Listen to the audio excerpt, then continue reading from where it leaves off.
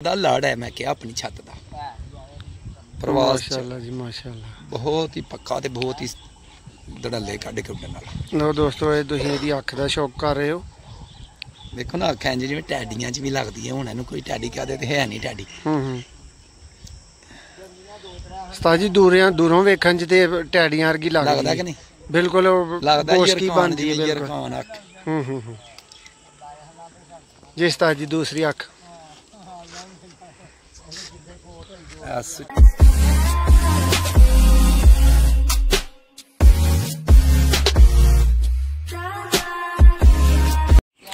जी बिस्मिल्लाहिर्रहमानिर्रहीम। दोस्तों महद भाई की छत तो एक होर वीडियो लैके तुहाडे वास्ते हाज़र होए हैं।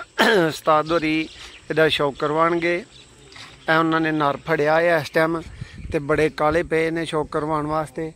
ते अगे दोस्तों तुहानू इन्हां दोवां जोड़ियां दा शौक करवाया है जिहड़े घूम रहे ने, एक रामपुरी है एक डब वाला है। ते हुण दोस्तों तुहानू शौक करवान लगे हाँ उस्ताद होरां ने बटेरा नारे उस्ताद जी जी उस्ताद जी बटेरे इन्हां च ही हुंदे ने कबूतर, होर किहड़े ने? बहरहाल बहुत ही अच्छा कबूतर है ये साडा, समझ लो छत दा लाड़ है। बोलना पैना उस्ताद जी तुहानू थोड़ा जिहा साडी छत दा लाड़ है मैं क्या अपनी छत दा प्रवास माशाअल्लाह जी माशाअल्लाह बहुत ही पक्का ते बहुत ही धड़ल्ले कढ़ के उड़न वाला। लो दोस्तों ये तुसीं इहदी अख दा शौक कर रहे हो। देखो ना अखां जिवें टैडियां च भी लगदी है, हुण इहनूं कोई टैडी कहदे ते है नहीं टैडी। उस्ताद जी दूरों वेखण च ते टैडियां वर्गी लगदा कि नहीं? बिल्कुल गोश्त बनदी है बिल्कुल। यरखान अख जी उस्ताद जी दूसरी अख सुच्चा मोती लिशकदा जी। लो दोस्तों उस्ताद होरी कह रहे हैं टैडी अख दा भुलेखा पैंदा है, बिल्कुल पैंदा है। सिर्फ बाहर एक लाल डोरा है जिहड़ा फर्क करदा है। डोरा भी मट्ठी जी यरखान कलर दी अख। सही हो गया सही हो गया।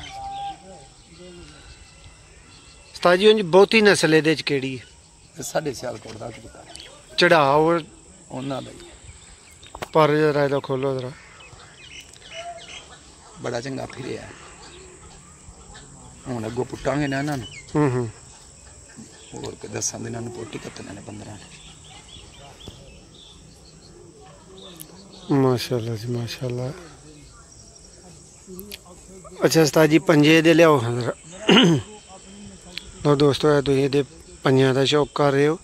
इस उस्ताद होरां ने इनू बटेरा सियालकोटी नस्ल आख्या और दस रहे ने कि छत दा साडी दा लाड़ है। उस्ताद जी क्यों लाड़ है इहदे च? की ऐसी प्रवास जी बहुत अच्छा है। घर भी आउणा है, बडार भी देनी है। थोड़ी कीतियां कबूतर भी चौको घट जान, इहदी उम्मीदां ने कि इन्ने आउणा ही आउणा इंशाअल्लाह। रब दे हुक्म दे नाल जिंदा रहे ते हुंदा ही। उस्ताद जी दोमे दी विखाओ जरा दोस्तां नूं। हुण ते सारे पुराने होए ने।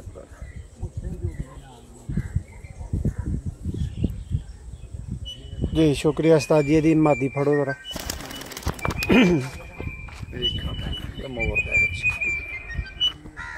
दोस्तों हुण तुहानू मादी दा शौक करवावांगे। ए कबूतर बटेरे दा तुसीं शौक कीता सियालकोटी बटेरा। ते दोस्तों कमेंट्स च अपनी राय दा इजहार जरूर करया करो।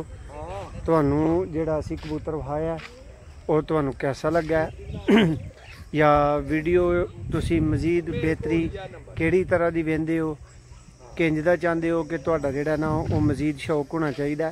ए दोस्तों उस्ताद होरां नू एक फोन आ गया विच, उहदी वजह तो मैं तुहानू इहदा शौक करवा रहा।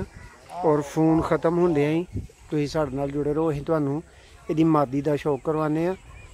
ते दोस्तों ये जानवर ये परिंदे फॉर सेल नहीं ने ते, लेकिन तुसीं जिहड़ा ना राबता करके कमेंट्स च ते अपनी राय दा इजहार जरूर कर सकते हो।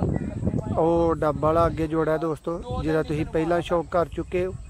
और यह वाला ਉਹ सियालकोटी बटेरा जिहड़ा तुहानू शौक करवाया गया।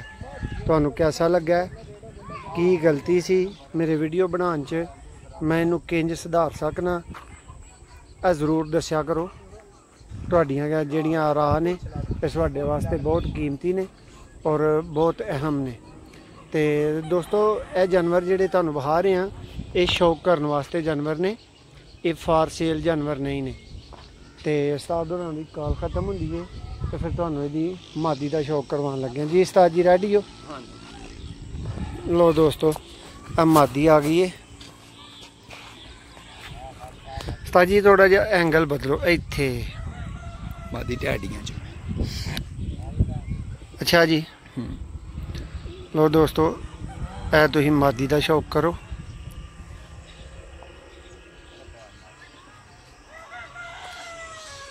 ਇਹ ਤੁਸੀਂ ਇਹਦੀ ਅੱਖ ਦਾ ਸ਼ੌਕ ਕਰ ਰਹੇ ਹੋ।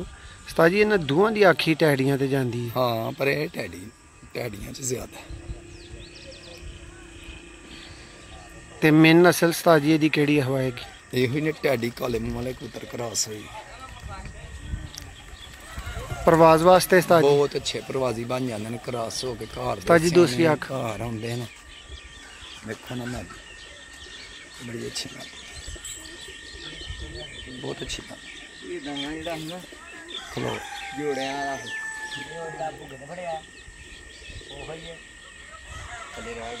ਲੋ ਦੋਸਤੋ ਤੁਸੀਂ ਅੱਖ ਦਾ ਸ਼ੌਕ ਕਰ ਰਹੇ ਹੋ ਮਾਦੀ ਦੀ ਦਾ। ਇਹਦੇ ਨਾਲ ਦਾ ਨਰ ਤੁਹਾਨੂੰ ਪਹਿਲਾਂ ਵਿਖਾ ਚੁੱਕਿਆ ਵਾਂ ਮੈਂ।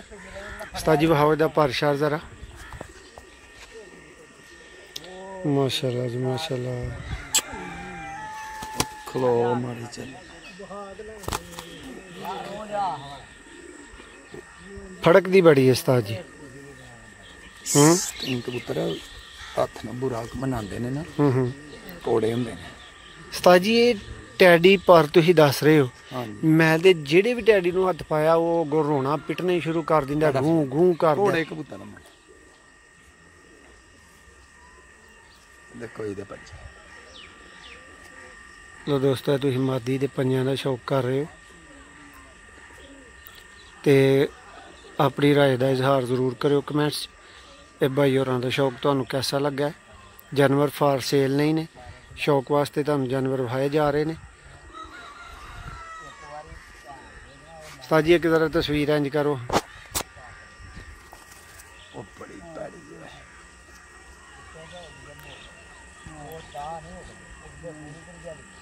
ਲੋ ਦੋਸਤੋ ਇਜਾਜ਼ਤ ਚਾਹਾਂਗੇ ਤੁਹਾਡੇ ਕੋਲੋਂ। ਇੱਕ ਨਵੀਂ ਵੀਡੀਓ 'ਚ ਤੁਹਾਡਾ ਮੇਜ਼ਬਾਨ ਮੋਹਸਿਨ ਰਹਿਮਾਨ ਦੁਬਾਰਾ ਹਾਜ਼ਰ ਹੋਏਗਾ। ਬਹੁਤ ਸ਼ੁਕਰੀਆ।